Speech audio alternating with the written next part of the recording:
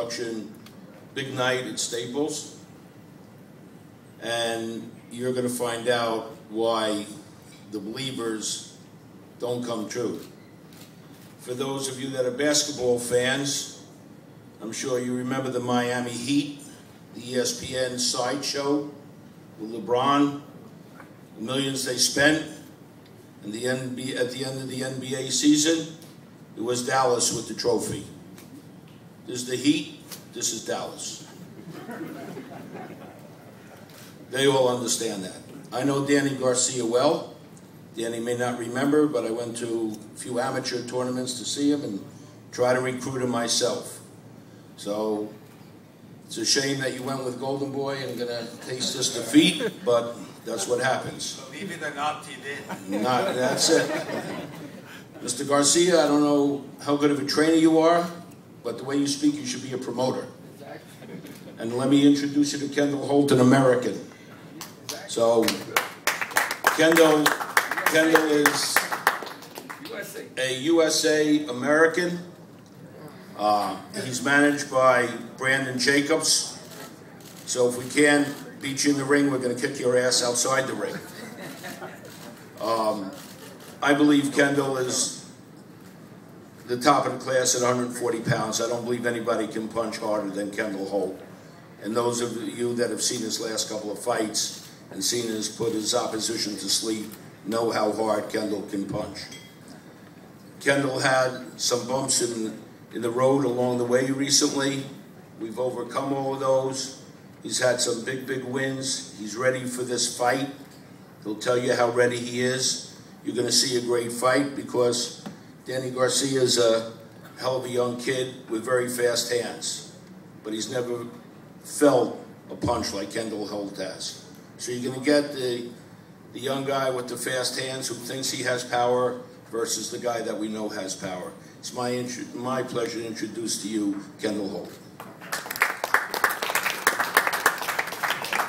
First of all, I'd like to thank God. I'd like to thank Gary Shaw, HBO, Team Garcia for giving me this opportunity. You know, I'm just happy to be here.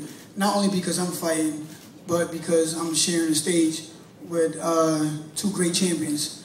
A lot of you guys in the press have been asking me, am I surprised that Garcia took this fight? No, I'm not surprised because he wants to prove he's the best. In order to become the best, you have to beat the best, and I am one of the best. I've seen Danny Garcia when he was coming up. I've seen him fight before, and I looked at this kid and I said, this kid has a lot of potential, you know.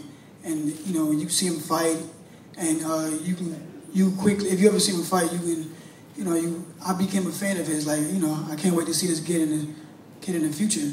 But you know, Golden Boy's done a good job with him, bringing him along, getting him in the right fights. You know, up until now, they fucked up. You know, like Gary said, you know, I stumbled, but I know what it takes to get to the stage. I've been on this stage before. I know what it takes to get here, and I know what it takes to keep going. Garcia, I've seen you fight.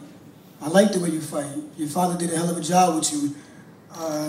Golden Boy did a great job with you too, picking the right fights. But I don't know, you know, who's over there doing the matchmaking, but this is a bad choice. Bad choice. But I know a lot of people out there asking me what's my game plan for Danny. You know, my game plan is to go out there, throw some fast, hard punches, hit him more than he hits me. Basically, I'm not going to tell you. Don't ask me. Don't call me. You know, it's going to be a great fight, you know, on both sides, you know, of the Miami Heat side and Dallas Maverick side. You have, you know, the crafty veterans versus the young guys. And we, being the young guys, we're going to win. We're going to win spectacularly. I like Chad. Chad's one of my favorite fighters. Bernard, I learned a lot from you. Brother Nasir, I learned a lot from you. You guys mean a lot to the sport, and it's gonna sadden my heart to see Chad walk away with that belt. And Garcia, you will become champion one day, and like your father said, you will become a top fighter. It just won't be October 15th. I don't know why he kept saying that date, because on that day he fights me. And on that day, you know, it's his biggest step up. And, you know, a lot of people stepped up their first time. They thought they was ready. They didn't know they was ready. Thinking comes from not knowing. I know I'm ready.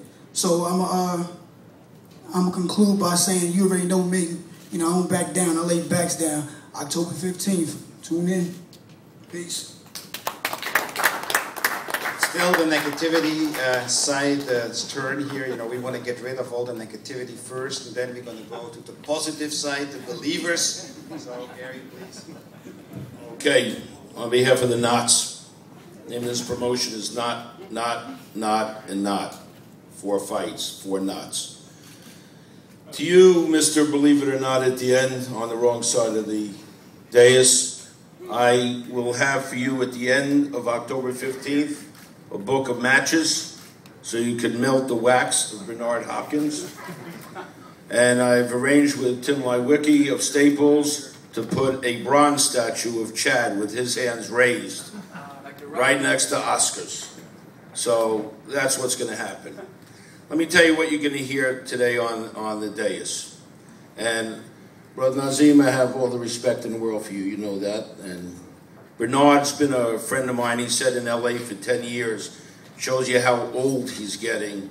I started on the commission in 1971 in Atlantic City and did his first fight. So he's off by maybe 20 or 30 years of our friendship and relationship, when he used to come out and not smile with those pearly white teeth, but had that shit over his head and his crosses and 2 huge fucking guys, henchmen on each side, like he needed protectors. You forgot I remembered all that. So I don't think that was 10 years ago, maybe 25. Let me tell you why he's going to lose. He is a great champion. He's done a lot for the sport, maybe more than anybody else, and maybe doesn't even get all his due, and I'm serious about that, for what he's done for the sport, and even the revival of the 175-pound weight division.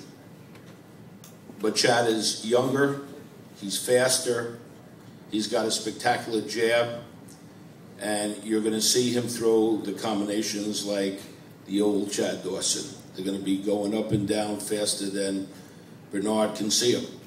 Why is Bernard a champion? Why has Bernard been fighting so long? Because Bernard is one of the smartest fighters in the world.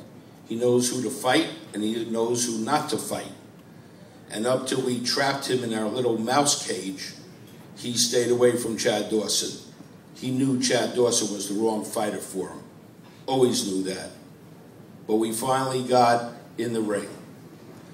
So today, Chad's going to make a few comments, and then Bernard's going to get up here and tell you how Chad shouldn't have his family there and try to get in Chad's head like he always does, because he's the master of head games.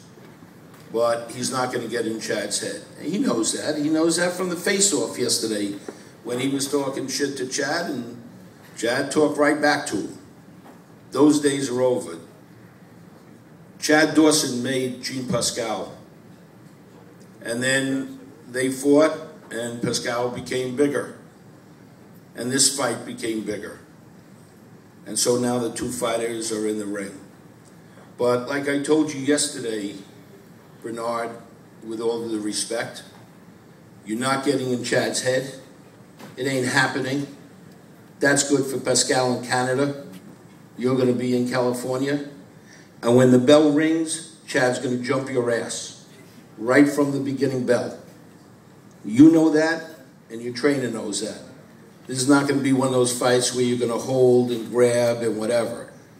He's going to be out there, and you're going to be looking at that southpaw, and you know how you feel about southpaws, because I'm sure you remember Joe Calzaghe.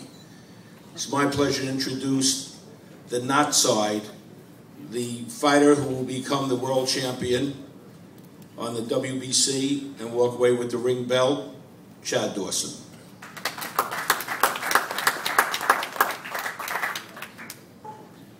I want to thank everybody for coming out.